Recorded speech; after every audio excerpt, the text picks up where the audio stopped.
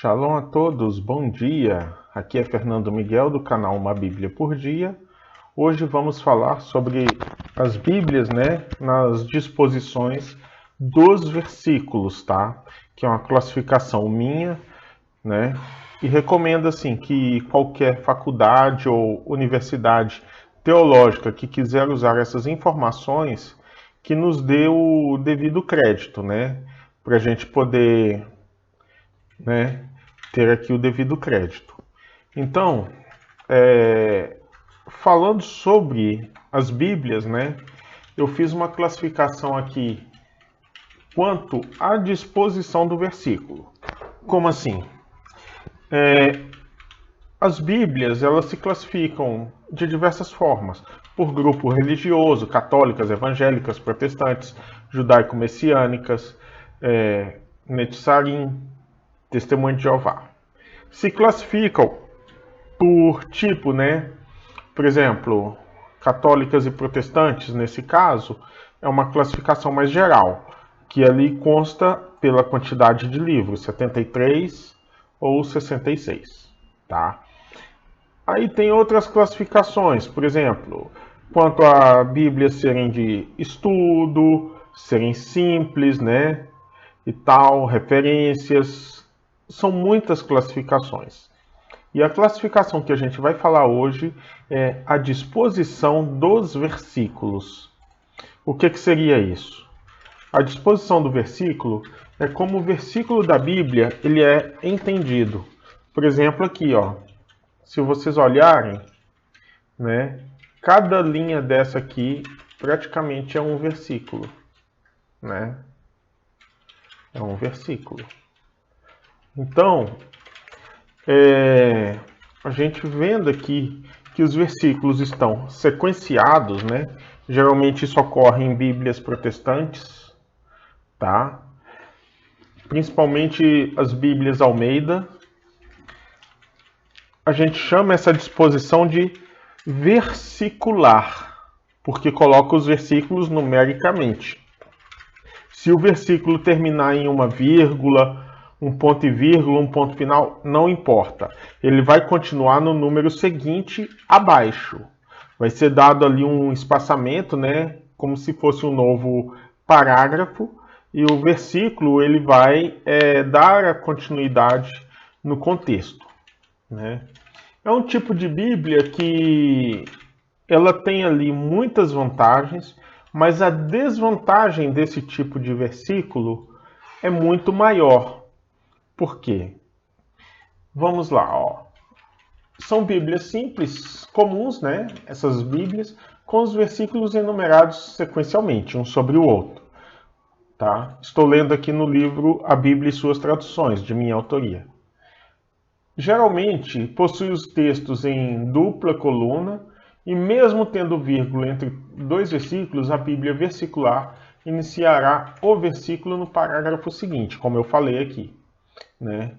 Ela permite você encontrar o texto com maior facilidade, porque a disposição do versículo ali coloca o versículo numa questão sequencial, Então você fica mais fácil olhar os números ali, na sequência.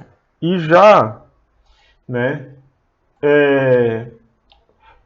permite ali uma leitura mais facilitada, Uma desvantagem deste tipo de texto é que ele facilita a distorção e isolar um versículo para amparar uma doutrina, Por exemplo, a pessoa pode pegar ali um texto e desconsiderar o contexto imediato, tanto anterior quanto posterior. E com isso, essa indisposição do contexto imediato torna essa Bíblia uma desvantagem muito grande, Então, é uma Bíblia que, com essa desvantagem, não é muito recomendada, tá certo? Aí, o que acontece? É uma Bíblia que procura isolar os textos ali. Então a pessoa facilita encontrar o versículo? Facilita. Facilita encontrar as referências, tudo? Sim, né? Mas tem a desvantagem de poder isolar o texto, né? Então a pessoa pega ali justamente o que quer. Já depois dela, nós temos a Bíblia paragrafada. A Bíblia paragrafada, ela geralmente é em duas colunas, como essa aqui, ó. Olha só aqui o texto, né? Tá vendo aqui, ó, que o texto ele é dividido em parágrafos. Então, né, você tem a vantagem aqui de ter o texto, tá? E ele está dentro do contexto dele. Você tem uma dificuldade, às vezes, de achar um versículo específico, porém, o versículo ele está inserido num contexto. E por estar dentro de um parágrafo, te obriga a ler o parágrafo inteiro, ao invés de isolar aquele versículo ali, como na Bíblia anterior, né? E a Bíblia paragrafada, ela pode ser o texto blocado em duas ou uma coluna, né? Mas é mais comum encontrá-las em duas colunas, e isso diferencia da Bíblia de texto corrido, né? É o que diferencia. O texto corrido é a terceira Bíblia que a gente vai falar, né? Que ela geralmente é a Jerusalém, tá? E a Jerusalém, ela tem o texto, deixa eu abrir aqui, ó, que ocupa a página inteira. Ele é paragrafado, a Bíblia de texto corrido geralmente é paragrafada, porém, não é em duas colunas. É um texto que ocupa a página inteira. Eu chamo de texto corrido, justamente pelo fato dela ter essa semelhança com a paragrafada, né, que ela tem essa vantagem, né, igual a paragrafada. A única desvantagem que eu acho nela, além de dificultar encontrar um versículo específico, é que ela gasta mais páginas, né, do que a outra, né? Se você colocar as duas assim, ó, você vai ver que a Jerusalém, ela é mais grossa do que a outra, levemente mais grossa, aqui, ó. Então, né, gasta mais papel para fazer uma Bíblia em texto corrido do que uma Bíblia paragrafada em si, né? As Bíblias poéticas geralmente são Bíblias, né, em estrofe. Geralmente poeminhas ocorre muito mais comum em, não em Bíblias em si, mas em porções bíblicas, né?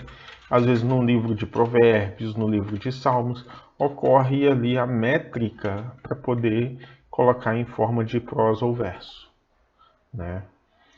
Mas existem Bíblias no mercado assim, né? Bíblias poéticas. E tem a Bíblia literária que foi lançada há uns anos atrás pela SBB. Eu não estou com ela aqui agora, né?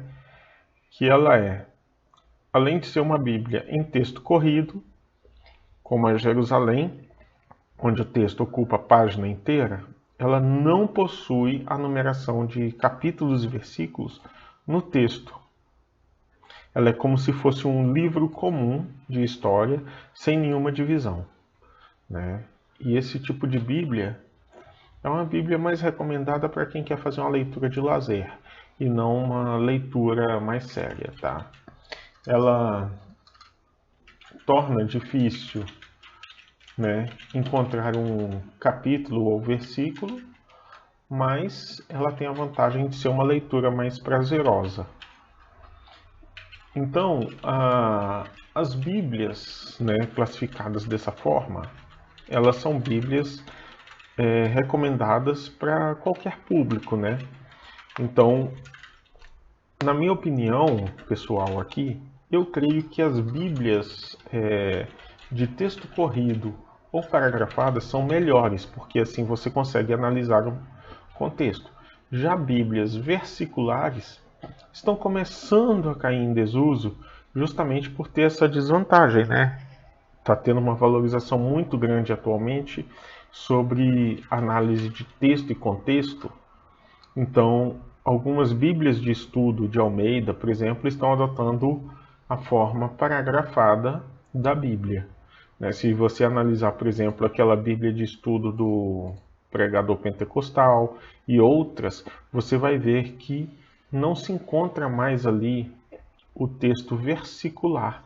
Está ocorrendo essa mudança um pouco lentamente para que as pessoas não se assustem e se acostumem com aquelas Bíblias, né? Analisando todo o contexto ali e tudo, levando as pessoas a estudar mais, porque com Bíblias versiculares foi perceptível para muitos que houve distorção e assim nasceram muitas heresias. E com isso estão abandonando o uso de Bíblias versiculares, deixando-as para as Bíblias mais antigas, né? Serem consideradas assim. E por isso que não é uma vantagem ter uma Bíblia versicular. Já Bíblias paragrafadas estão começando a ser utilizadas no meio evangélico, assim como já são utilizadas há muito tempo no meio católico, que eles procuram fazer uma análise mais exegética, e procuram uma hermenêutica mais pura, né? Apesar de haver ali catecismo e outras coisas que agregam ali e acaba fermentando aquele ensino, eles analisam a coisa por uma questão mais exegética e hermenêutica. Já as Bíblias versiculares, elas não fazem isso.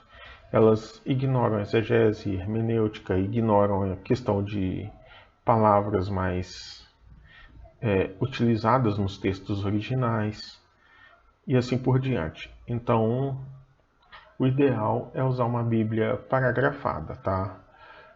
E existe uma outra Bíblia que eu não classifiquei aqui, que são as Bíblias esboçadas, né? Elas possuem ali apenas uma cadeia temática de versículos, né? Onde são esboços, fala de versículo tal a versículo tal, esse é o assunto. E de tal a tal versículo, este é o assunto. Então, vai trabalhando ali por temas em cadeia. Mas isso aí eu acho que entraria melhor numa classificação de Bíblias de estudos, Bíblias de referências, entre outras, certo? Então, o ideal são Bíblias mais com um texto mais contextualizado, né? E essas Bíblias que eu achei, que eu classifiquei aqui, elas são de minha coleção pessoal, né? São Bíblias que eu encontrei ali, né? E cada uma delas tem um objetivo, tem um público-alvo para poder tratar desses assuntos, tá certo? Então, seria isso, né? É um assunto curtinho, mas que deve render muito aí, né? Vamos tratar de assuntos mais complexos, comparar alguns textos futuramente, tá certo?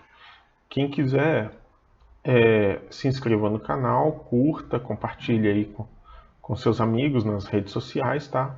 E quem quiser contribuir pode enviar qualquer valor para a chave Pix que está aqui no final do vídeo e na descrição aqui embaixo, tá bem? Um grande abraço a todos. Shalom.